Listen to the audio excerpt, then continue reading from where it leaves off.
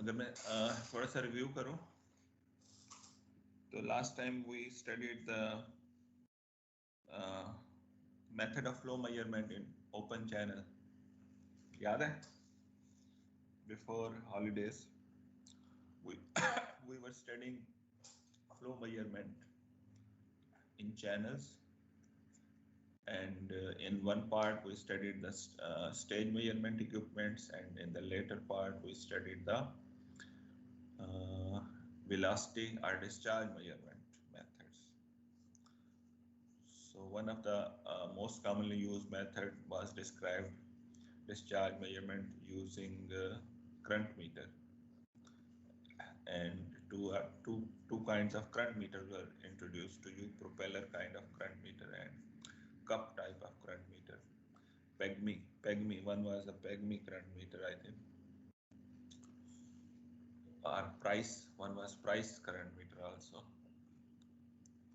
And we introduced to you, if you are using current meter, then what is the method to find the total discharge in a channel. We have to divide it into small sections, vertical sections, small strips, and then we have to measure the velocity using current meter in each strip, multiplying it with the flow area. We get the discharge of that strip. Total sum of all the discharges gives us the discharge of the whole stream. Similarly, other methods were introduced to you. So in continuation, keeping in mind we are in the subject of hydrology, and one of the main duty of the hydrologist is to estimate the availability of water on the surface and under the ground of availability of water. We have to ascertain, we have to calculate.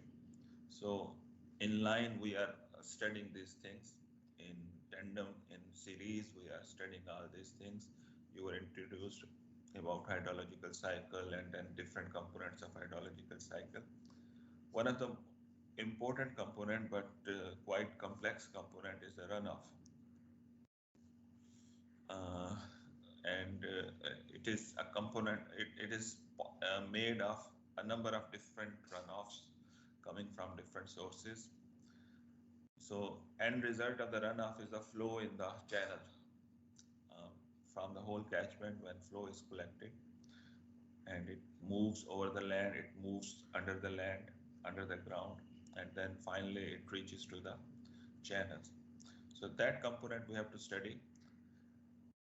The right way or the correct way or the most accurate way of estimating the quantity of the runoff coming out of an area, coming out of a catchment, the correct or more accurate way is to measure the discharge in the channel. That we have studied already, how to measure discharge in the channel. Current meter method is one of the method. We can install some instrument also in the channel, like flumes we can install. Depth in the flume can also give us the, we can install weirs, we can have the gated weirs or spillways. That can give us the discharge. That is more accurate method. But sometimes we don't have such facilities and we have to estimate the runoff. Then some empirical formulas are available to estimate the runoff in different kind of the areas. So today lecture will tell us what is the runoff, what it is made of, what are the parts of the runoff, and then in the later part of the lecture, different methods to estimate the runoff. As you know that we can estimate the flow in the channel in the units of discharge, cubic meter per second. Normally we do it like that. And the total volume which is passing from that channel in a certain area, let us say over a year, we multiply that discharge with the time and we get total volume. So that volume, if I divide it over the whole area from where that is generated, that flow is generated, whole catchment area, if I divide that volume over the whole area, I get the depth units. So runoff is sometimes mentioned through discharge unit, cubic meter per second. Sometimes it is mentioned through volume unit. The total runoff in 1 month is so much. So that will be cubic meter volume units or kilometer cube. Sometimes we mention it in depth unit. That is the volume divided by the area from where it is generated. So these are some background. It is quite important. It is related to hydrology because we want to know availability of water at different places. And why we want to know that you are well aware, because we want to utilize it for the beneficial purpose for the humankind. We want to develop some structures so that that water can be utilized, or we want to protect environment, or we want to manage it in a better way. So different purpose can force us that we should know the quantity of the runoff or quantity of the flow at certain places. So in this figure, if you see this figure, you are seeing a channel. At the background is the part of the catchment area, not complete catchment area, which is feeding this channel. Maybe in upper parts which we are not able to see, there are some glaciers also. There are some snowfall, snow-covered mountains also. So that is also feeding this channel. And we are seeing some sheet flow kind of thing over here, flow over the land surface. So this is channel flow. We call this is channel flow. When the depth of the flow becomes measurable in a stream, we say this is channel flow. When it is more like distributed or spread outflow and its depth is very small as compared to its width, we say this is surface flows. We say this is surface runoff, flow over the surface of the catchment. So when this surface flow combined together, it makes small channels. We call them rivulets. When small rivulets join together, we say this is a small channel. When small channels join together, we say this is a river or drain or something. So that is how water is collected naturally, and always water flow in the direction of gravity, downslope. It will always flow downslope under the on the surface of the earth. It will flow downslope. it can come out of the ground. In case of the groundwater, sometimes we have the pressurized springs. So, but that is because of the higher pressure at some place in the aquifer. Aquifer is the soil layer containing water under the ground. Aquifer, you see this word, you will use this word in groundwater hydrology. One part of the hydrology is the groundwater hydrology. So in groundwater, sometimes we have the flow against the gravity, but on the surface, always we have the flow towards the downslope or downhill. From higher elevation, it will go to the lower elevation.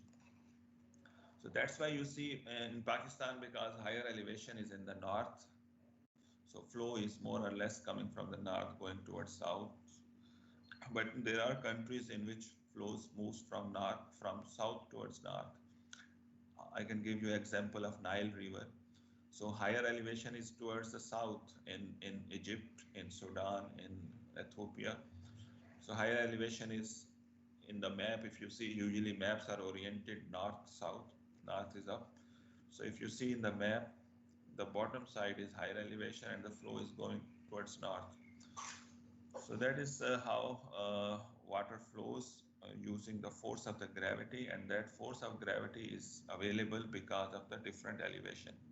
If all the ground was at the same elevation, if all the ground was plain, we will not be seeing such channels, such flows on the ground. So runoff is a proper definition for it. You can see different kind of definitions for runoff. So before I move further ahead, if you have any questions from the previous lectures, so that's important part. If you have gone through those lectures, and if there is some comments, some suggestions about the previous lecture, you are welcome to ask. At the moment, 30 students are with me, 29 students and one myself are with me. That's good in this cool winter day. यहाँ पे कोई सूरज नहीं निकला हुआ, बादल ही बादल है. Hopefully you have a nice January morning. Any questions from the previous lecture? All are sleeping, are doing breakfast, or what you're doing? How many of you are with me?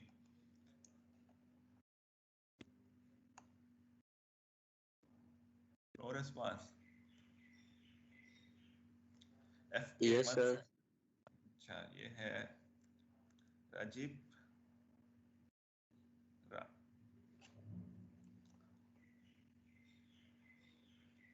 one student. FK 170704. Who is it?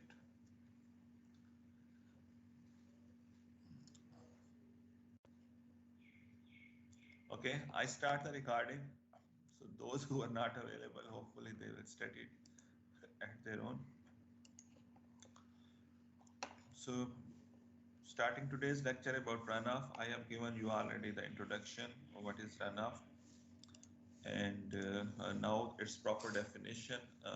It's that part of the precipitation or snow melt or irrigation water that appears in uncontrolled surface streams or rivers or drains or sewers.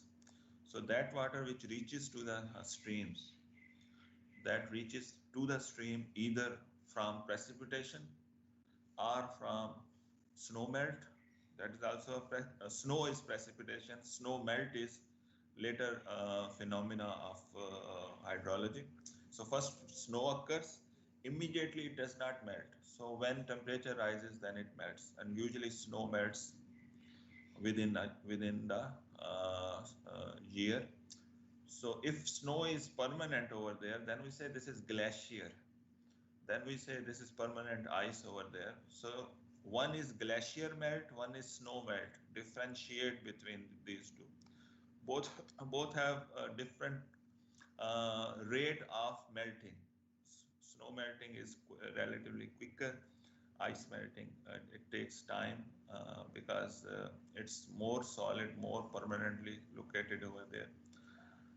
So glacier melt, we carry out modeling in a separate way. We have the software available who can give us how the precipitation, how much precipitation will be reaching to the stream in the form of the runoff. We so we say rainfall runoff models. We say such models as rainfall runoff models. We have models who are capable of converting snow into runoff. So what will be the different way of handling them? क्या फर्क क्या पड़ेगा दोनों में? If you are the modeler, if you are making some equation or some computer program, what do you think? How precipitation conversion into runoff is different from snow conversion into runoff? फर्क क्या पड़ेगा? Volume में फर्क पड़ेगा या time में फर्क पड़ेगा या किस चीज में फर्क पड़ेगा?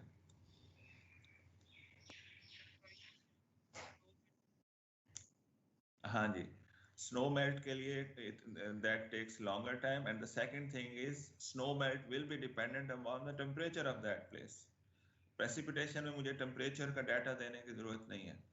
If I want to convert, if I have the data of precipitation, 1 inch of the precipitation in 1 hour, so then only the gravity and infiltration and evaporation will control how much will be the runoff. Whatever the precipitation comes on the surface of the earth, it either goes infiltrated or it is evaporated or it is stored in some depression. And if there is excess precipitation, then it starts running as a runoff and reaches to the streams. So I don't have to take care of precipitation as far as runoff is concerned in case of precipitation, except for evaporation estimation, temperature is required. But in case of snow melt or in case of the glacier melt, temperature plays important role. So in case of precipitation, rainfall runoff models, temperature is not much important if I have the evaporation values available. While in case of the snow melt and ice melt models, we have some models which are capable of doing this kind of conversion.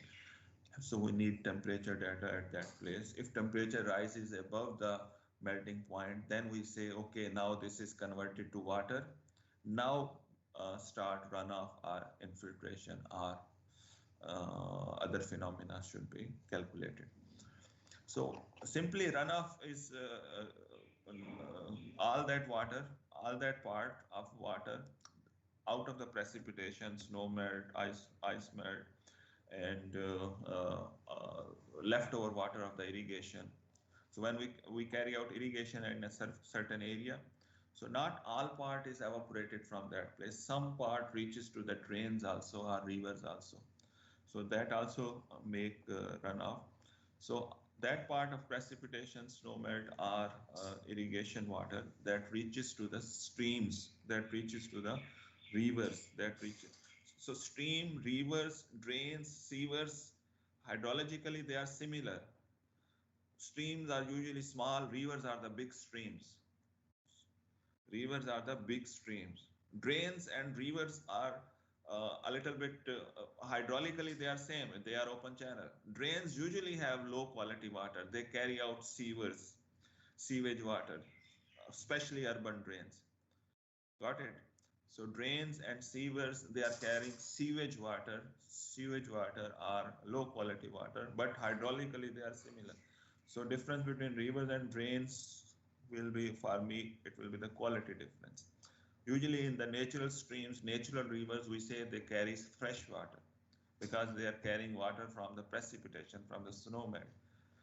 But usually drains, which are especially man-made drains in the urban environment, they carry low quality water. So another definition is for the runoff can be, it is the flow collected from a drainage basin. Now you know basin and watershed. Got it? Watershed or basin is that area, watershed area or basin is that area which collects water, which provides water, which supplies water at a certain outlet, at a certain place of the channel. So all that area which is contributing water, so we say this is the basin or watershed, or sometimes we call it और क्या नाम है watershed basin और क्या नाम हम use करते हैं एक और नाम भी यूज करते हैं catchment area. So that is the catchment area. So ये हम यूज करते हैं नाम. So all that area. Opposite to this is another concept, we say command area. Anybody have idea what is command area? ये catchment area से बिल्कुल different होता है. Catchment area is all that area lying on the upper side usually which contribute water. Command area क्या होता है? Usually we use it. Tarbela command area is this district. Mangla command area is this district. Command area for Lahore branch canal is this area. So अब कुछ idea आया command area क्या होता है? So command area is with reference to canals or with reference to some water supply projects. So all that area which is fed by a structure, which is provided water by a structure or by a canal. So all that area which is provided. So if I provide water, if this Lahore canal is providing water to the Lahore district, Sheikhupura district, and let us say Shadra area, we say this is a command area of Lahore branch. If Tarbela is providing water, or Mangla is providing water to Jhelum and what we call Sargodha and Shorecourt and these Jhang area, so then we say that is a command area. So these are two opposite things. Don't mix catchment area with the command. Reason I am talking about it is, in last week there was a viva of MSc. A student of MSc was not able to differentiate between these two, and we consider this is very basic thing. You should be knowing it. So difference between watershed area and the command area. Watershed contribute water at a certain place, while command area is that which is commanded by that location, which is provided water by a certain structure.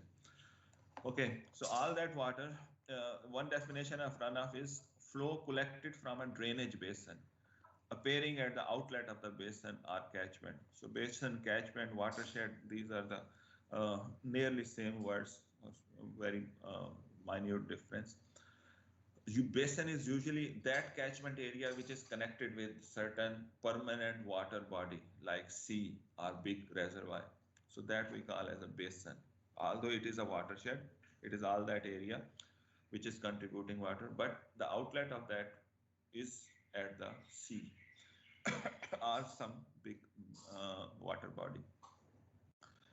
Okay, so all that water which is collected from a drainage basin, so that is also called as the runoff. So it constitute different components. The runoff constitute different parts. The water which constitutes stream flow may reach the stream through different ways. So here we are showing you different ways of making the runoff, or different ways in which the water reaches to the streams and becomes runoff of that command area of that area. So if you consider the precipitation phenomena, it occurs over the land. It also occurs over the ocean also. Now we are talking about only precipitation over the land, because we want to discuss the runoff, and runoff is in the channels over the surface. So we don't have channel in ocean. So that precipitation we are not discussing. So precipitation occur over the land in the form of rain, in the form of snow, in the form of hailstorm, different ways of precipitation you are familiar with. So it occurs over the land. So going through different processes, for example, some part is intercepted by the trees, vegetation interception, we call it, interception by the trees, leaves. Some part reaches to the ground surface. Out of that part which reaches to the ground, and this canopy interception or vegetation interception, that also either evaporate back or it comes to the ground. It does not stay over there all the time. After a delayed time, after small interval, it either evaporates back or goes to the ground. Okay. So when water reaches, or precipitation reaches to the ground, what happens to it? There are three possibilities that will happen to the water reaches to the ground. Either it will evaporate back, or if there is a small depression, it will be stored over there and it will infiltrate. So these three things. So the rest over water that look around and he sees where is the downward slope, downhill slope. So then the extra water which is left over from the evaporation and the infiltration, so that start flowing over the surface of the ground. So immediately it does not make the channel flow. Initially it is sheet flow. It is flow in the form of the thin sheet of water. So after moving a few meters or few hundred meters, then this sheet flow join together and make small rivulets, small channel, very small channels. And then, as I told you earlier, those small rivulets join together and make streams, and the streams joins together to make the drains, rivers, and mighty rivers like Indus River. So that is what happens. So either the stream will be getting water from the sheet flow or the surface flow, or it will be getting water by the direct precipitation on the stream. Streams are in the over the land surface, so some streams, but that is small amount. It gets a direct precipitation, or some groundwater also moves downhill. So here we are showing you the water table line.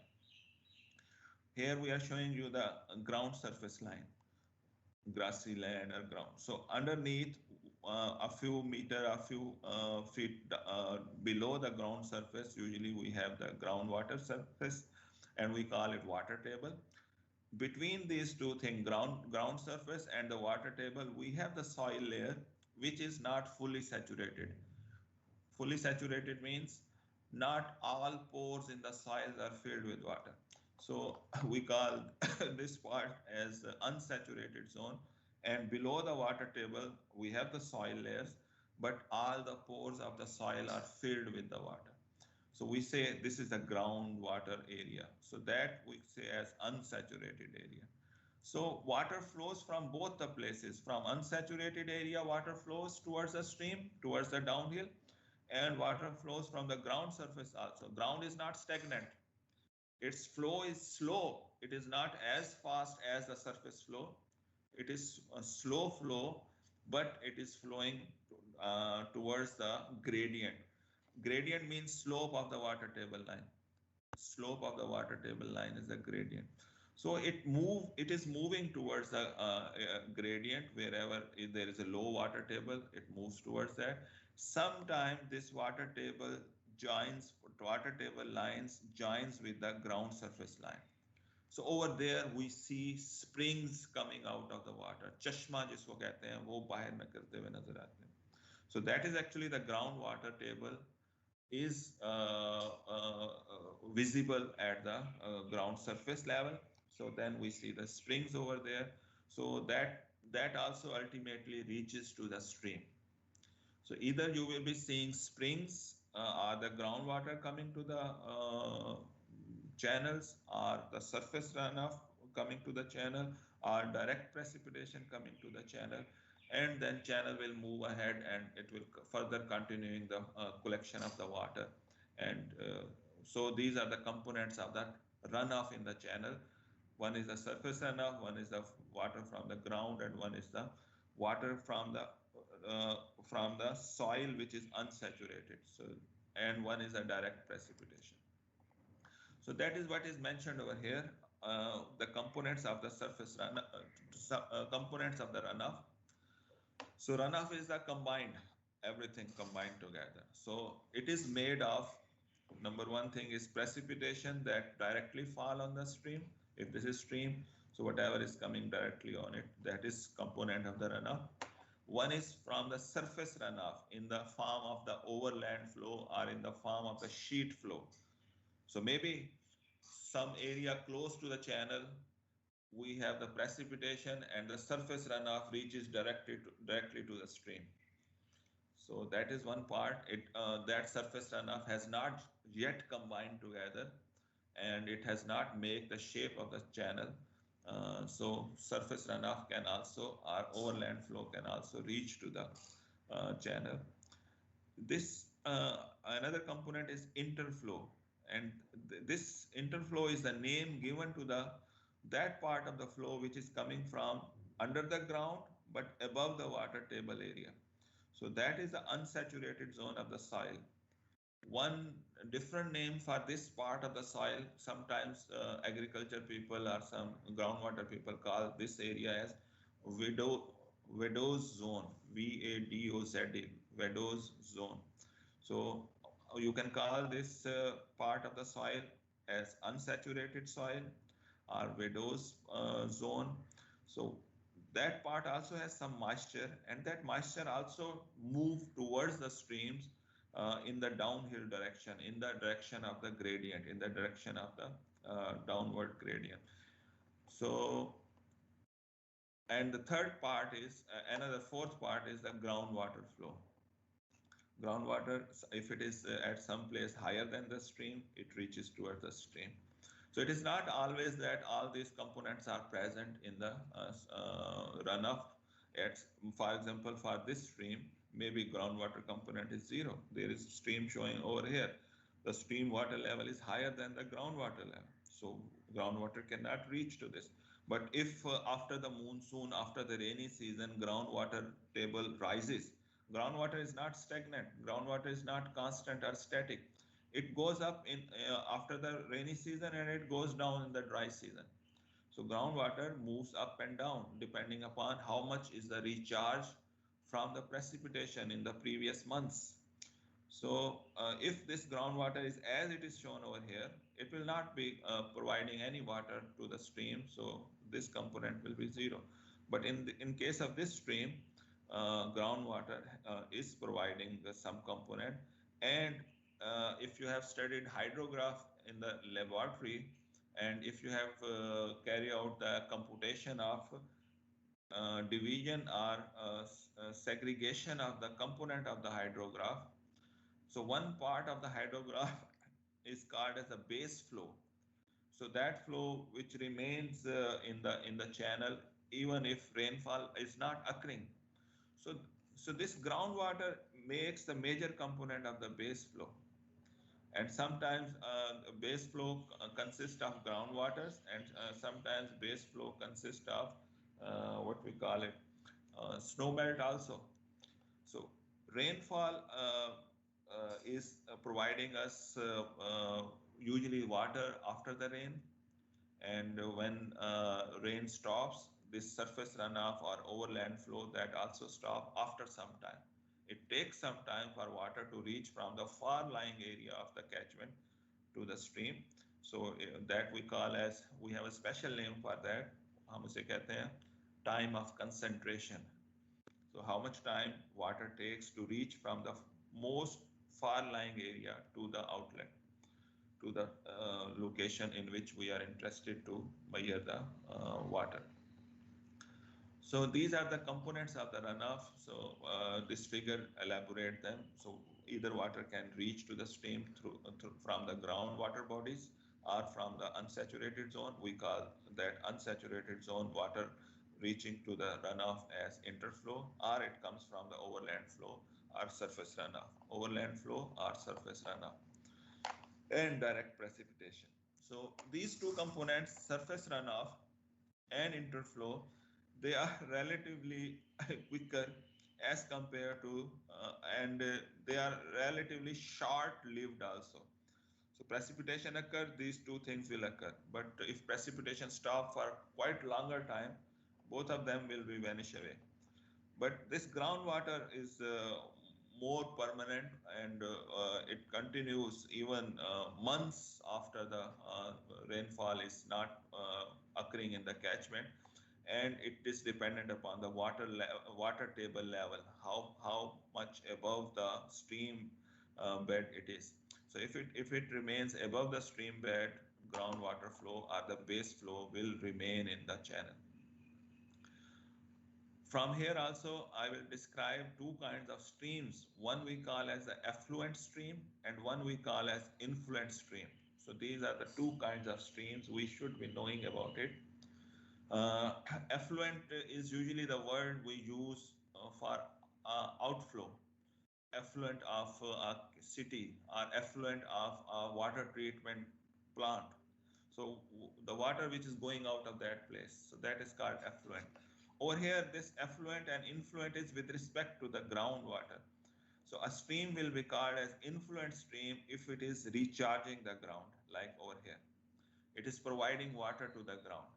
Water table is not high, so that water comes from the groundwater to the stream. Rather, stream water is high and it is recharging the ground. So such kind of stream in hydrology is called as influent stream.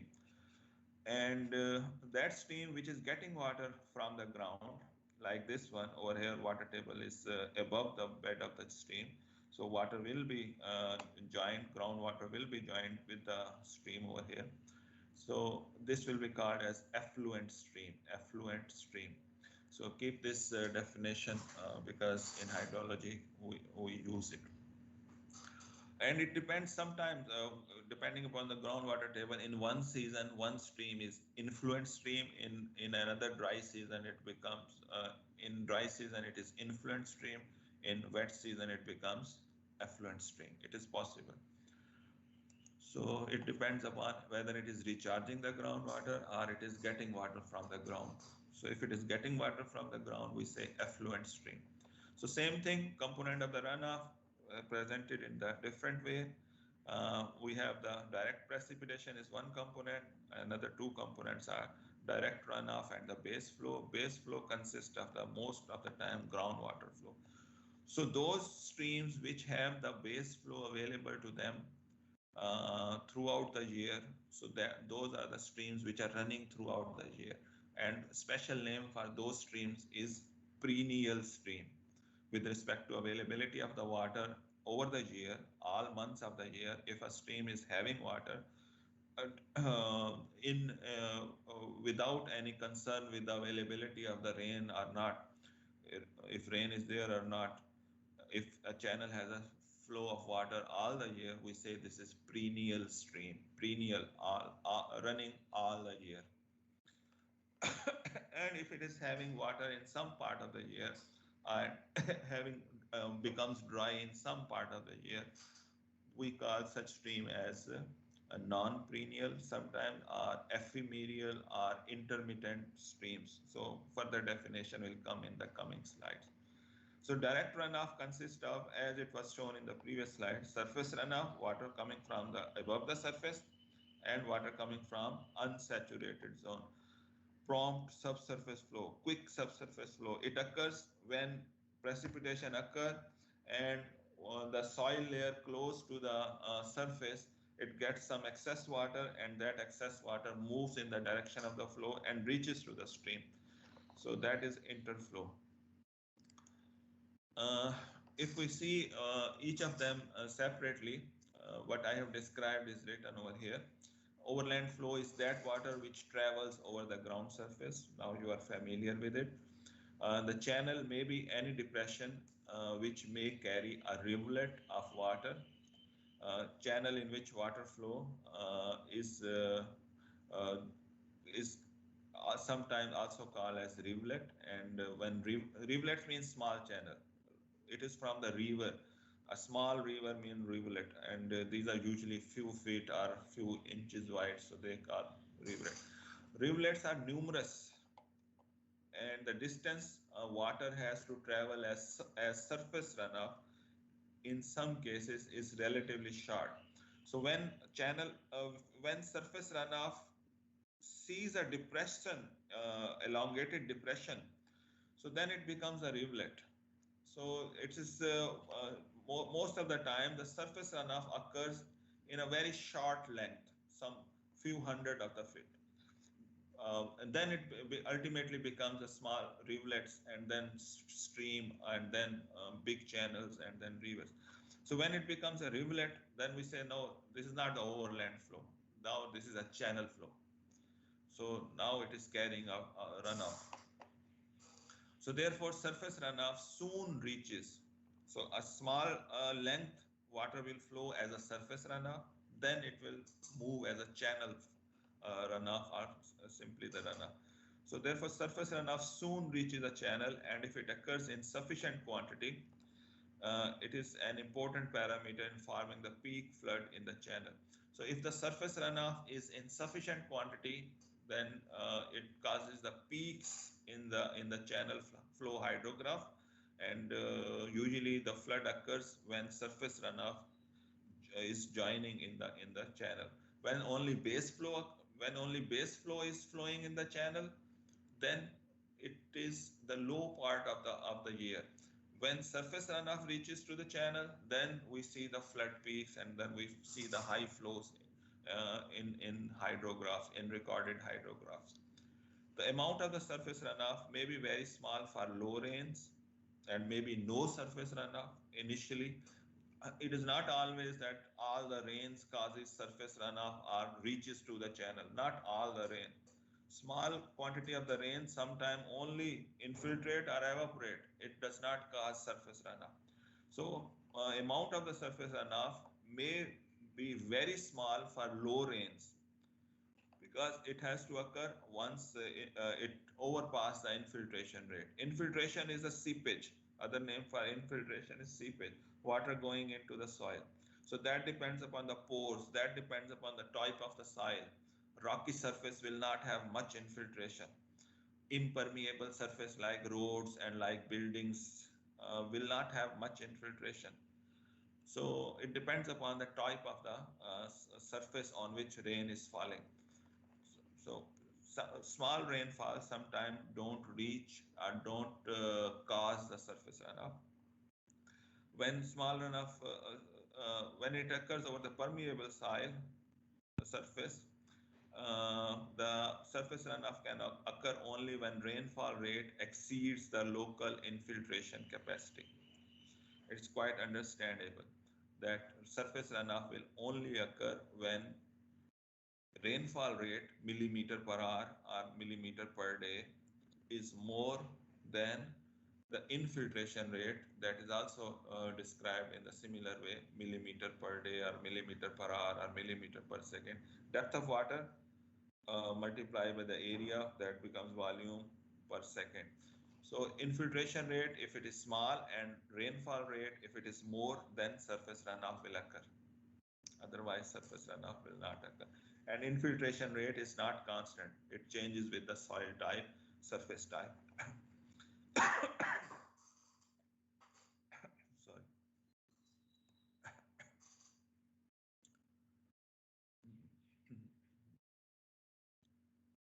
So in many small and moderate storms, surface runoff only occurs from impermeable and saturated areas.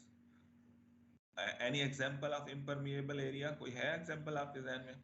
कौन सी surface impermeable होती है? So in case of small rainfall, surface runoff will occur only in case of impermeable surfaces. कोई है surface जो impermeable होती है? Sir, rock surface. Road surface होगी, concrete की सर्फेसेज होगी, आपके बाहर का स्टील की छतें होती हैं. So that will be the impermeable. Or if that surface is already saturated because of the previous rain or because of some other reason, if it is already saturated, then surface runoff will occur. Extent of such areas is small part of the basin. So these impermeable areas in natural catchment areas are small. As we are urbanizing, as we are making the areas impermeable, so this surface runoff is increasing. So this is quite important topic of current day research. What will be the effect of urbanization on the floods? What will be the effect of urbanization on the flows in the channel? Why they are studying it? Because they know urbanization will convert impermeable areas into convert permeable areas into impermeable area. Previously it was soil, simply soil placed over there. Now people will construct house and bulk of that area will be converted into impermeable surfaces. So what will be the effect on hydrology? Precipitation will occur, more surface runoff will occur, infiltration will reduce. What will be effect? It will increase floods level. It will reduce the recharge on the ground. That is happening in Lahore.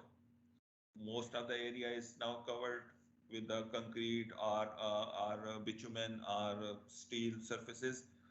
So most of the precipitation, it reaches to the channels, it enhances the flood peaks, and it does not go into the ground, so recharge is less, so our groundwater is going down. So twice it is affecting this urbanization. So urbanization is necessary, it is required because we need the living places, but it should be carried out in a sustainable way. And the sustainable way we are trying to look for is how much area we should leave as green area, how much area we should cover with the impermeable areas. So that is a good question of research. So LDA have recently given a guideline that 30% area should be left as a green area so that water can infiltrate into the ground. These from here I will tell you maybe some wise in practical life. People ask this: what is the benefit of the grounds in the urban environment?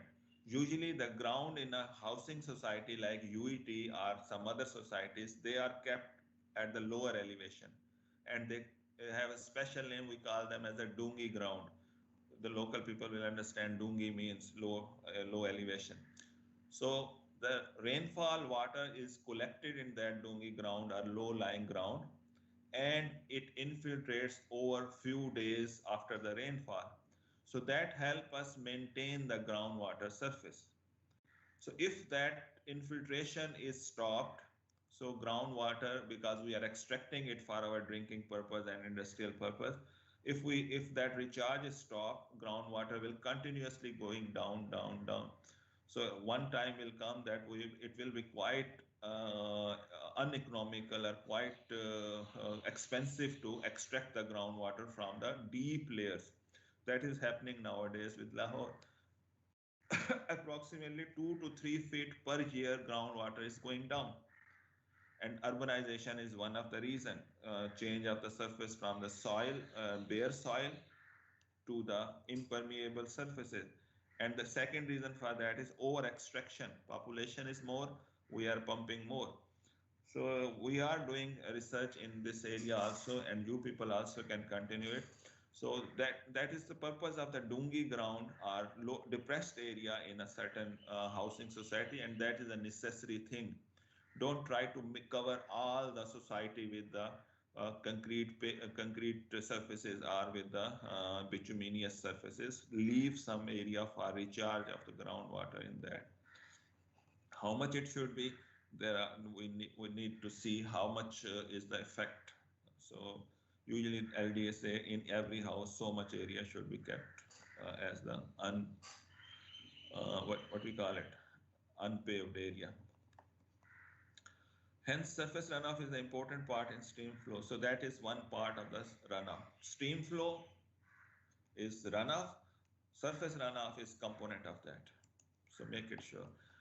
So I stop it over here. Similarly, we will describe interflow and then we will be describing the groundwater and then different methods to estimate different factors affecting this thing and then estimation. So we will try to go through this today. 5-minute break. I will join you after 5 minutes. Any questions up till now? So I stopped the recording, so that recording should be small. You people have got the previous recordings or not? Download हो रही है कि नहीं हो रही? Sleepy. एक ही बंदा है, राजीव, अरूज, राकीब, अरूज. Yes, sir. हाँ, मैं तुम ही जाग रहे हो, बाकी सारे सो रहे हैं. पता नहीं सर, बाकी नहीं सर.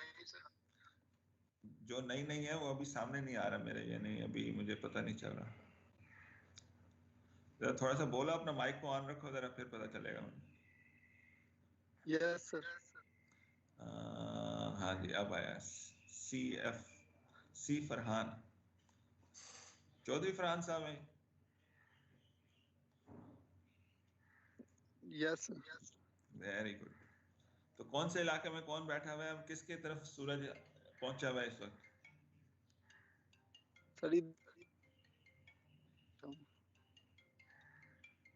किसकी तरफ सूरज पहुंचा हुआ है?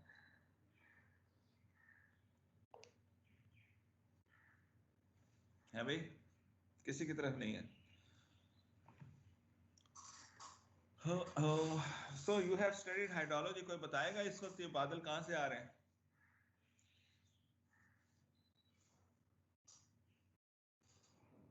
ये ठंड कहां से आ रही है? दिसंबर, जनवरी. सर ये अल्लाह की तरफ से आ रहे हैं. अल्लाह ने किस तरफ से भेजी है? सर नॉर्थ की तरफ. और नॉर्थ वाले इलाके में किधर से आ रही हैं? पहले नॉर्थ की तरफ आई हैं, फिर वहां से डाइवर्ट होके इधर लाहौर में इधर से ही आई हैं. ठीक कह रहे हो. नॉर्थ वाले इलाके, अपर पाकिस्तान जो है, वहां पे किधर से आ रही है? Is it a monsoon system और इट इज अ दूसरा सिस्टम कौन सा होता है? वेस्टर्लीज. ये चीजें याद करो, ये नॉमेनक्लेचर ये आपको आनी चाहिए. So these are the western disturbances which are reaching to Pakistan in these winter days. These are coming from Siberia and such cooler areas. So that's why we are having the low temperature, and that is combined with in December, Earth is so tilted that the northern hemisphere is away from the sun. The axis of the Earth is so tilted that northern hemisphere, the upper north of the Earth, is away from the sun. So we are getting oblique solar radiations, and that's why we are not getting much radiation. So दोनों चीजें combine हो गई हैं. Low radiation combined with the Siberian winds, so we are getting the winter season over here. इस वक्त Australia में क्या हो रहा होगा? So that is the southern hemisphere. New Zealand अभी मैच देखे होंगे. Summer sir. शायद वहां तो समर है। Summer sir. वहां तो समर है, और समर की रीजन सोची है कभी क्यों है वहां समर इस वक्त?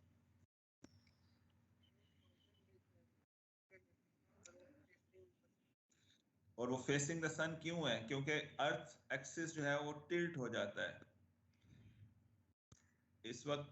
It is tilted in such a way that the northern hemisphere is, if this is the sun, so northern hemisphere, if it is tilted this way, this is sun, so upper part जो है वो दूर चला गया sun से, और lower part southern hemisphere sun के करीब आया हुआ.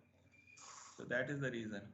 So ये हाइड्रोलॉजी को अपनी लाइफ के साथ लिंक करोगे तो मजा आएगा. ओके, 5 मिनट्स के बाद मिलते हैं. Thank you. So let me put it on the WhatsApp so that it can be recorded.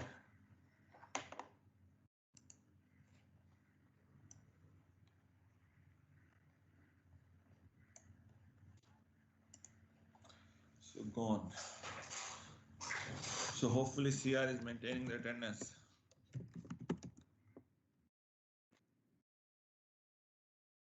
Of the runoff is interflow, water which is coming from the unsaturated zone of the soil under the ground.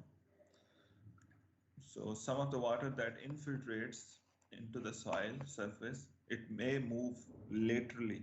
So infiltration is a vertical movement down. So then it start moving laterally, and it will move laterally in the direction of the gravity. Where the elevation is less, it moves that direction. So it starts moving laterally through the upper soils. When they say upper soils layers, they means that part that is unsaturated. And I have described what do we mean by unsaturated means. Not all the pores are fully filled with water. You know, soil is a heterogeneous material, means it has different phases of matter. Soil contains air, soil contains solids, soil contains water. So it is a heterogeneous thing. So if the pores are fully filled with the water, we say this is saturated soil. And if they are partly filled, some moisture is there, some is not there.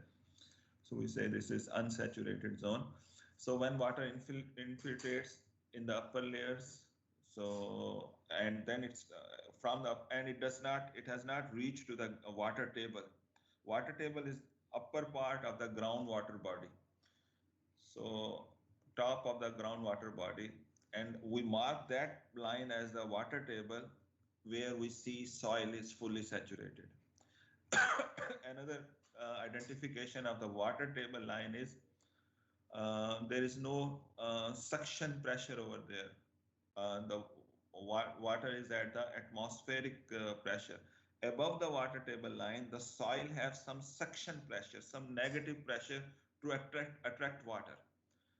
So in the soil above the water table line, if we put some pressure meter to measure the pressure, so it will having some negative side or vacuum pressure like a suction. It will be small amount, but it tries to attract water in that place because it is unsaturated. So below the water table, we have the higher pressure. Same, the pressure rises similar way as the static pressure rises in the tanks. At the water table line, at the top of the groundwater surface, we have the zero pressure. So below that we have positive pressure, above that we have the suction pressure. Okay, so that is how we identify that this is a water table. So if we put some piezometer where we have the same pressure as the atmospheric pressure, we say this is the groundwater table point. So if we have many groundwater table point, we can make a groundwater table surface. Okay, so when water from the precipitation infiltrates into the soil, the top layers are not fully saturated. So if that water moves from that soil laterally and joins the stream, we say this is interflow. This water is called interflow of subsurface strong flow. It moves slower than the surface, but it moves quickly after the rainfall. The proportion of the total runoff that flows as interflow depends on physical feature of the basin. Physical feature से क्या मुराद है? इनके elevation difference, soil की porosity, soil type. So physical feature of the basin, it is dependent. The proportion of the interflow in total runoff, in the runoff. So that proportion.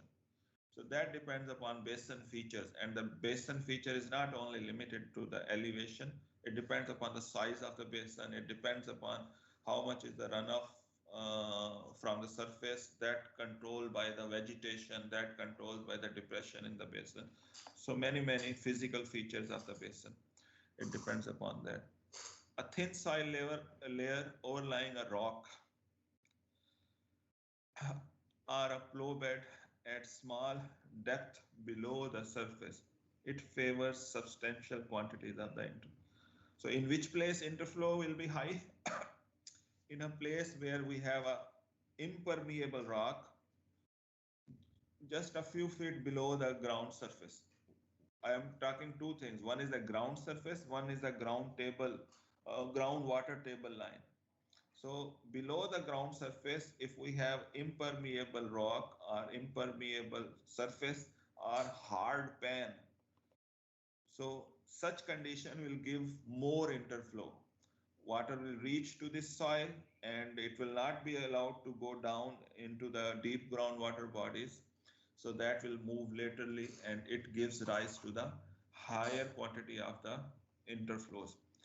Uniform permeable soils and the thick permeable soils, like we have the alluvial, we have the plains in Punjab area, thick alluvial soils which are permeable also. So that encourages deeper percolation, that allows water to go to the ground body, to the groundwater body. So that result in less interflow. So in Punjab area, you will see less interflow till there is some clay surface below the ground surface. Then at that place, maybe we have clay is considered as a impermeable layer, relatively impermeable. Silt as compared to loams, clay is considered as impermeable, although it has more porosity. Although traveling very slow as compared to overland flow, it may be huge in quantity, especially in storms of moderate intensity, and hence may be principal factor in the small rises in the streams. Small rises in stream mean rise of the water flow, water quantity in the stream. So it reaches to the stream later than the surface runoff. After the precipitation, first it will be the surface runoff that will be reaching to the stream. So after some time, then interflow also starts joining the stream and start giving rise to the hydrograph in the stream that we can see. So third component or fourth component is the groundwater flow. And the groundwater, I have told you the physics of that if the groundwater surface is higher than the stream, then water flows towards stream also. So when the groundwater increases, groundwater accretion, it means enhancement. Accretion means enhancement. So when groundwater increases or enhance its surface, it eventually discharge into the streams as groundwater. And we have different names for that. We call it base flow. We call it dry weather flow. So this groundwater flow continues even in the no precipitation seasons also. So that's why sometimes people call it dry weather snow or base flow. If the water table intersect the stream or channels, that's what I told you.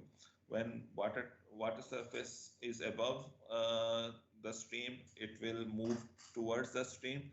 And we see this water coming as a spring if water table intersect the groundwater surface.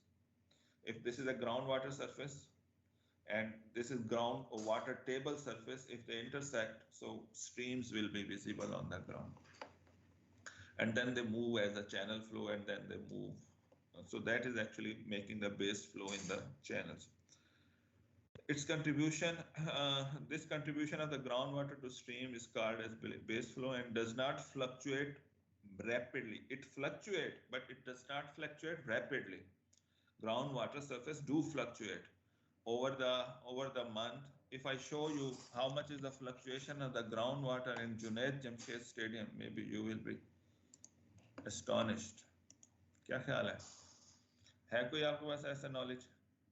CEWRE.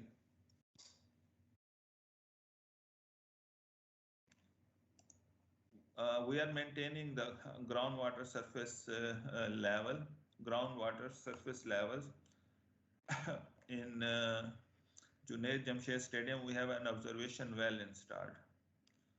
Let me see who is irrigation, drainage or hydrology lab. इन दोनों में से कोई एक maintain कर रहा है.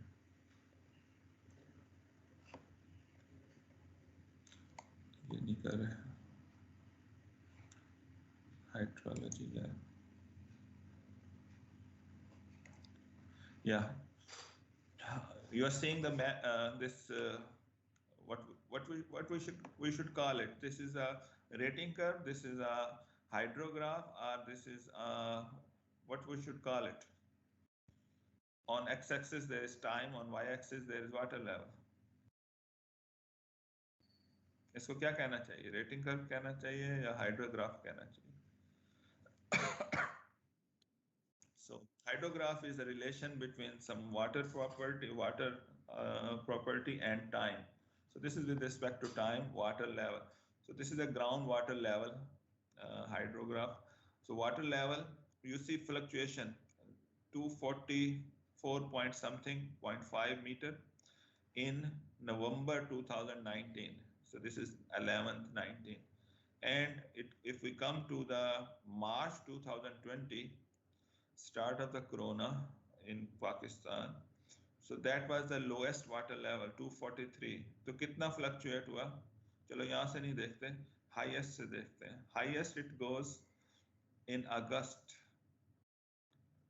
जुलाई अगस्त में highest है 245 के आसपास.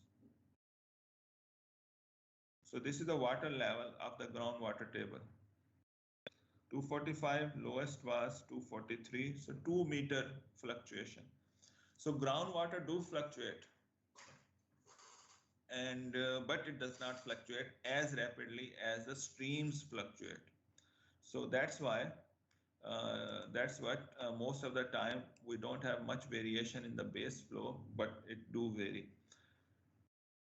Basin having highly permeable size and large effluent groundwater bodies. Now you should be knowing effluent groundwater bodies, those bodies, groundwater bodies which are releasing water.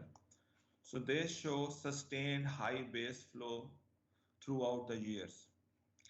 So we need permeable soil so that water can reach to there and they can release water. Permeable soil gets water easily, permeable soil release water easily. And they should have huge groundwater bodies or aquifer. Groundwater bodies means soil, which are effluent, means they are releasing. So they give sustained high base flow in the channel. Base flow is that part of the flow in the channel which is coming from the ground, which is coming from the groundwater. So they have sustained groundwater throughout the year with the relatively small differences in the stream. So they does not fluctuate rapidly because of its low velocity, and basin having low permeable soil, उसके opposite है, they release less water. So depending upon if the stream has the base flow throughout the year or it has the no base flow, we can divide streams into ephemeral, intermittent, and another one, ये नीचे वाली नजर नहीं आ रही, perennial streams. See what makes them ephemeral or intermittent or perennial. ये perennial आपको नजर नहीं आ रहा, अपनी स्लाइडों में देख लीजिएगा. ये क्यों नहीं सरफेस नजर आ रही? इसको हाइड करना पड़ेगा. कैसे हाइड होता है? Task bar.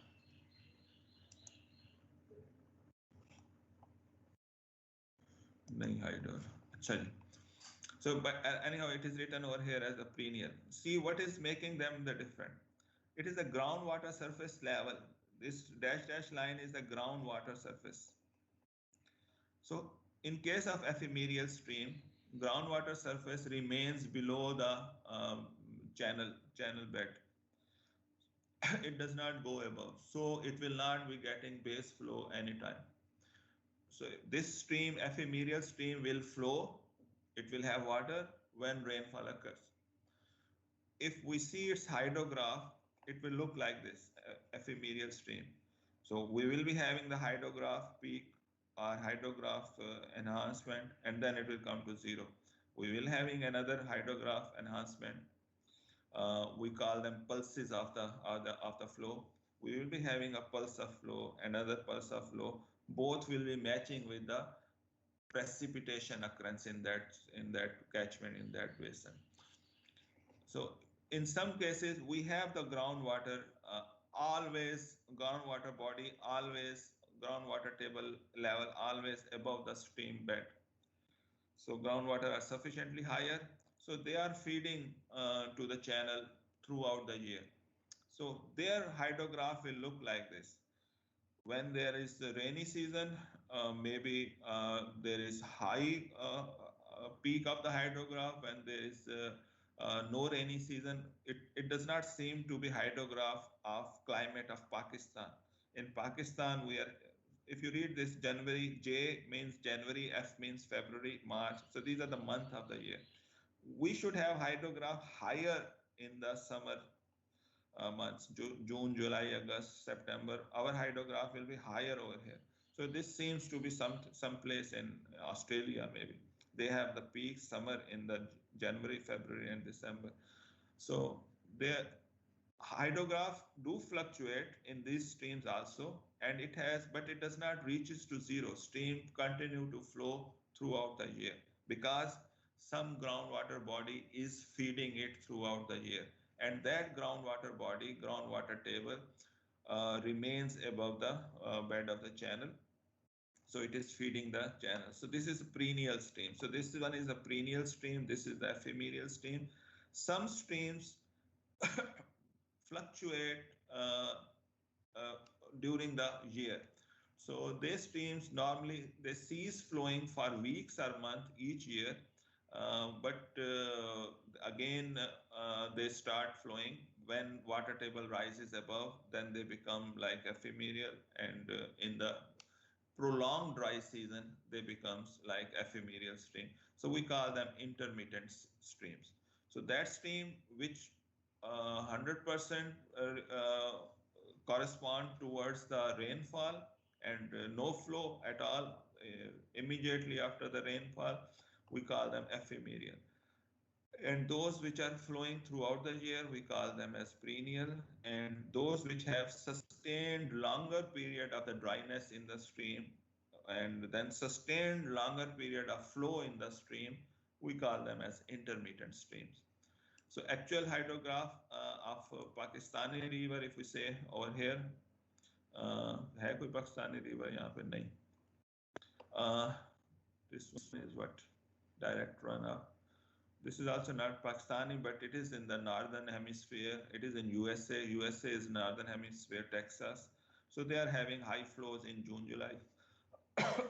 And you see no time in the year it reaches to the zero flow. So it is getting some quantity of the flow, even if there is dry season in the year. So we say that this is the base flow. Water coming in the dry season, we say that is the base flow. So this is again example of the ephemeral stream. This one, this graph. This is again ephemeral river. They are corresponding to the rainfall only. This we call as a snow-fed river. You see, a rain-fed river has sharp peaks, and snow-fed will have relatively smoother, not much fluctuation as the rainfall stream is there. So this is the snow-fed rivers. When the summer season comes, they increase, and slowly they reduce as the winter season comes. They are also having a base flow over here. Okay, factors affecting the runoff. There are different factors which affect the runoff, and we can divide these factors into two kinds. One is factors related to the precipitation characteristics. How long is the precipitation?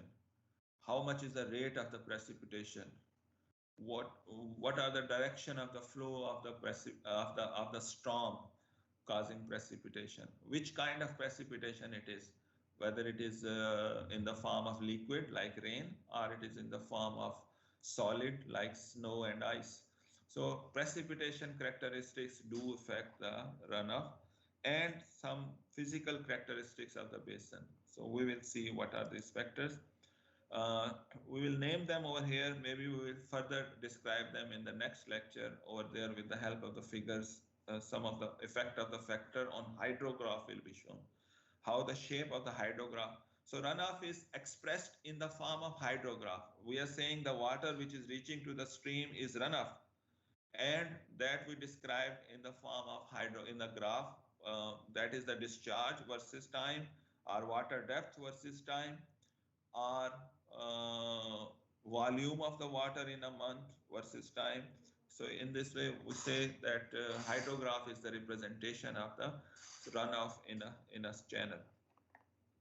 So type of the precipitation, as I told you, depends. What do we mean by type? Snow or rain? Whether it is a thunderstorm or cyclonic or frontal activities. So these are different kind of the rainfall. Their intensity varies. Thunderstorm and cyclonic activities, they vary from the center of the cyclone. So their intensity changes with respect to the location to location. And if it is a thunderstorm, or if it is a westerly kind of rainfall like it is happening now, so it will be happening over the widespread area at a lower rate of the rainfall. While if it is a cyclonic activity, it will be short duration but may give high rate of the rainfall in case of the cyclones and the frontal rainfall. So intensity of the rainfall, whether it is light or whether it is heavy, duration of the rainfall, whether it is short or longer sustained rainfall, distribution of the storm intensity on the basin area. If we have a large basin, whether the rain is occurring over the whole basin, then different huge volume of the rainfall is expected. If it is large basin but rainfall is occurring at a part of the basin, rest of the basin is dry, then location of that part of the basin is important, whether it is close to the outlet where we are measuring the runoff or it is away from the outlet. So that will change the characteristics of the runoff. Maybe same rain occurring close to the outlet will give peak quickly, and if the rain is away from the outlet, its peak will be coming later on and it will be of lower value, it attenuate. So that also controls the shape of the hydrograph and the quantity and type of the runoff at the outlet. Direction of the storm movement do affect moving away or moving towards the outlet. So that also affect. With the help of the figure, we will be describing it next week. Other climate conditions which affect evaporation and transpiration. Temperature and wind affect to some extent because we say runoff is dependent upon precipitation minus the losses. Losses includes evaporation, losses include infiltration, losses include storage in the channel, storage in the basin. Some physiographic features of the basin, which kind of land use is there? Can you understand land use? For example, we have a land, it can be used for agriculture purpose, it can be used for inhabitation, it can be used for urban dwelling purpose also. So it can be used for forest, it can be used for grazing. So different kind of the land use change the surface runoff, change the infiltration. So that affect the runoff, because land use affect the infiltration, because land use affect the what we call it runoff. If it is a well plowed land, we have cultivated the land, we have plowed it. If rainfall occur, much infiltration will occur. and it will not allow water to flow in as a surface runoff. So as compared to that, if it is a impermeable surface, no infiltration, quick surface runoff. So we can understand that land use is an important parameter which affects the quantity of the water reaching to the stream, that is the runoff. Type of the soil do affect. If the same place we have a sandy area and another place we have the clay area, so their infiltration will be different, their runoff characteristics will be different. At one places we have boulders, at other places we have roads, so its infiltration and the surface runoff characteristics will change, so the total runoff will change. Area of the watershed, how big is the area? If more is the area, more volume will be collected. If less is the area, maybe the volume collected or the peaks will be different as compared to the larger basins, the larger watershed. Elevation means elevation controls the one thing, it controls the temperature in that area. As we go to the higher elevation, temperature reduces. We are expecting more snowfall over there. So that controls the runoff. Another thing, elevation controls the slope of the area also. So if we have higher elevation and the lower elevation lower, so we have the steep slopes over there. So both things are related to the elevation, slope also related and the temperature also related. So when steep slopes are there, surface runoff will be quick and we will be getting quick response of the stream after the rainfall and after the storm activity. We see bashing stream, we see high speed stream in the upper area where slope is quite high, and we see calm runoff in the plain area because slope is less. Orientation of the basin, whether it is very wide or very narrow. So that is the shape of the basin, let us say. Type of the drainage network. If we have the drainage network well developed in the basin, or drainage network is not developed. Drainage network means how many streams are there in a unit area of the land. So if area has well developed drainage network, then it will quickly release the water towards the outlet. If there is no drainage network, like in desert area, drainage network is not well developed, so that will not give much runoff to the outlet over there. So these are some of the factors. So we have some formulas available if you cannot measure the runoff. Again, I say good way is to measure the runoff in the stream by the methods told to you already. If we cannot measure the runoff, then we most of the time we have to estimate the runoff, and some formulas have been developed by different researchers, and those formulas can be called as empirical formulas, or they are called as infiltration based formula. Sometimes we say this is a rational, it has some rationality in it, it has some logic in it. So rational formula is there. One unit hydrograph method is quite commonly used, and another method we call SCS method that will be introduced to you. Usually the empirical formulas, they relate runoff with precipitation with some coefficient multiplied with the precipitation. So we say this is a loss coefficient something. So I hope you understand now that runoff is the result of, especially the surface runoff. So that is surface runoff is the result of precipitation event. Although the total runoff is result of the precipitation event plus base flows plus interflows. So usual method are that base flow and interflow, base flow are considered constant in a certain catchment. So usually people don't try to estimate with this formula. People try to estimate only the direct runoff, that is the result of the precipitation event.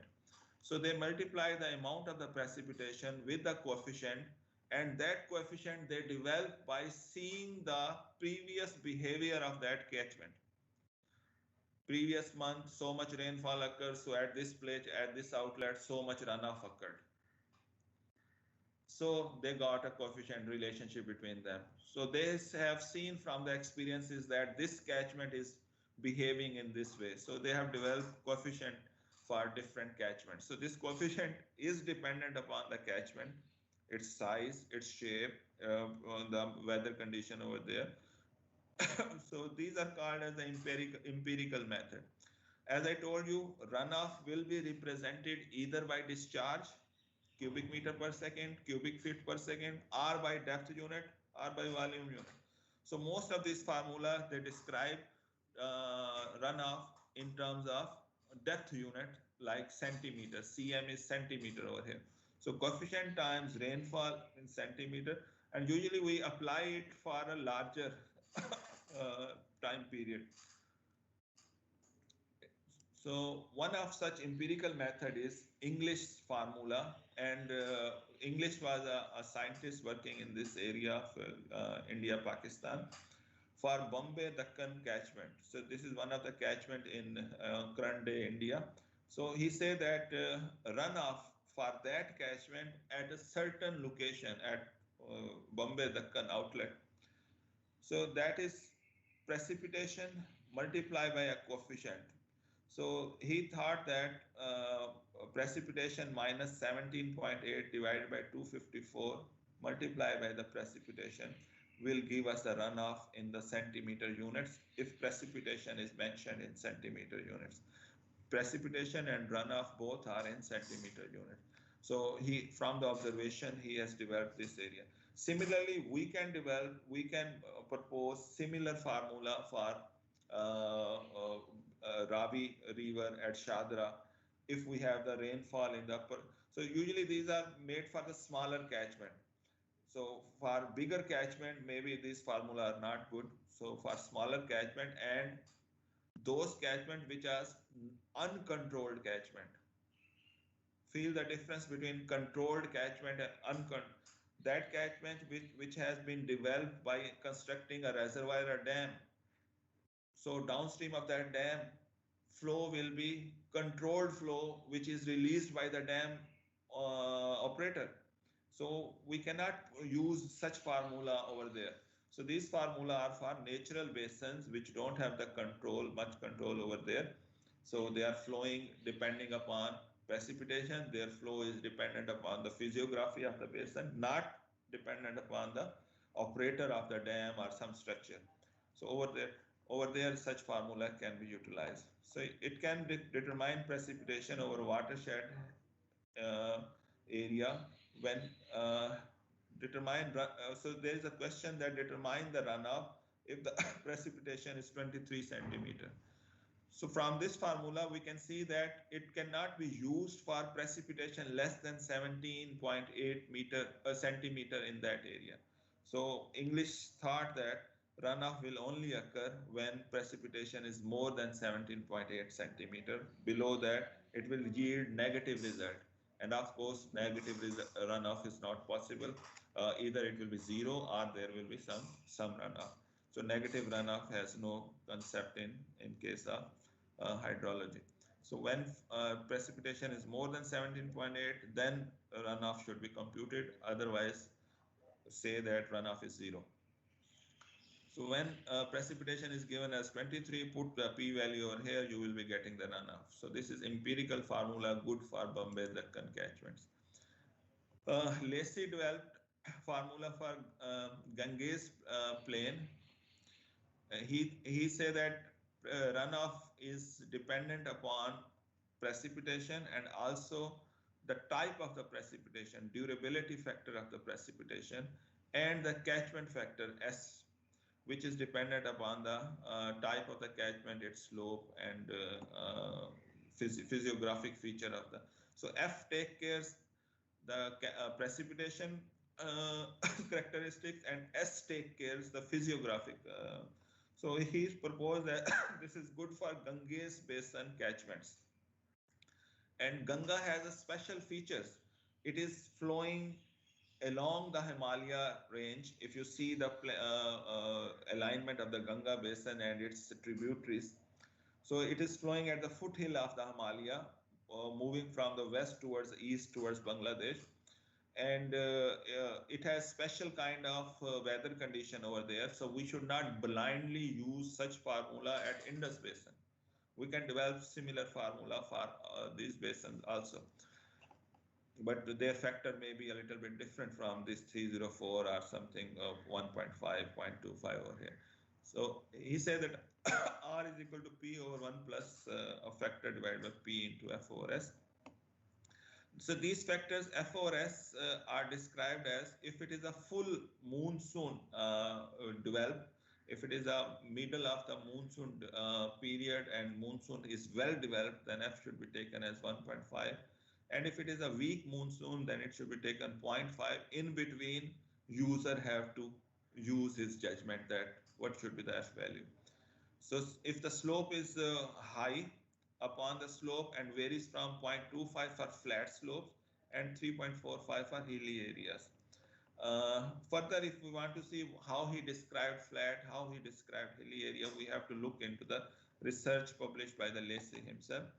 So we have the upper and lower bounds given by the Lacey over here. Determine the runoff in centimeter when mean annual precipitation over watershed is 98 centimeter. Precipitation is given, and we can assume full monsoon and the flat region. When we say full monsoon, F should be taken 1.5 and flat area 0.25. So carry it out and determine the runoff in centimeters. And if I ask you that catchment area is 100 kilometers square, so you should be able to convert it into the volume units. Okay, so you should be said that precipitation of 98 centimeter will give so much volume cubic meter per second. For that, area will have to be informed to you. Lacey method has been further elaborated by other researchers like somebody who did it, Khabat Kasarvi, in 2000, 2013, he put this research paper and he described this F over S factor. He used the nomenclature of F over Z. In previous example, this was S. So these are the same thing, S or Z. Some people have represented it with S, some people have represented with Z. So F over Z factor were described by this researcher depending upon the land type and depending upon the type of the precipitation, long, medium, short precipitation, land type, flat plains with deep soils, flat with semi-deep soil, relatively high hills. So type of the soil and slope is described over here. Type of the precipitation described over here. Knowing these two factors, we can find the F over Z value from this table. So suggested coefficient of Lacey method. So these are the F over Z values in this table.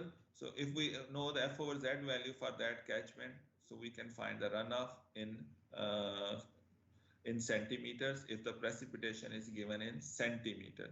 And he says that use this Lacey, the Indian scientist, various water, and he did it for Ganga Basin. He did not, he used the data of the Ganga Basin and then he has proposed this coefficient. Khosla, another scientist of this region, again for Ganga Plains, he has proposed a temperature-based runoff formula that runoff is precipitation minus T over 3.74. He further improved it by saying that runoff is equal to precipitation minus losses, and he said losses can be estimated from the temperature of that place, 0.48 into Tm, depending if it is temperature is more than 4.5 degrees centigrade in that area, use this one, and if it is less than 4.5 degree, then use the table given in the next slide. So if it is less than, then LM is given directly rather than T. The factor is given, LM is given directly over here. So we can use this any of these two formulas given by the Khosla, and we can estimate the runoff. So one of the numerical you have to carry out using this Khosla method for different temperatures. Rainfall is given. Runoff you have to estimate. So this is for whole year. For each month you have to calculate it separately and the total runoff we can estimate at the end of the year. For each month we can estimate, and then we can sum them together. One method frequently used is SCS curve number method. I think we don't have time to start it. We will do it next time. And another method is hydrograph, unit hydrograph method. So I stop it over here. We have seen some empirical methods given by Khosla, by Lacey, and by Inglis. All of them multiply precipitation with a certain factor. In some equations, they have tried to make it more rational. They have tried to make it more physics-based by incorporating the physiographical feature of the basin and the precipitation type. So they are moving towards more physics-based formula rather than pure empirical formula. For example, if somebody has given a formula that runoff is 0.5 times precipitation, so that is purely empirical formula. But if somebody have put in the coefficient some parameters which can be measured from the basin, like slope of the basin, soil type of the basin, we say it is moving towards rational or a conceptual formula or physics-based formula. We say such formula as a physical formula. So our effort is continuously moving towards physics-based relationship, which can be repeated, which can be measured from the field. So I stop it over. Please go through it. These are important topics.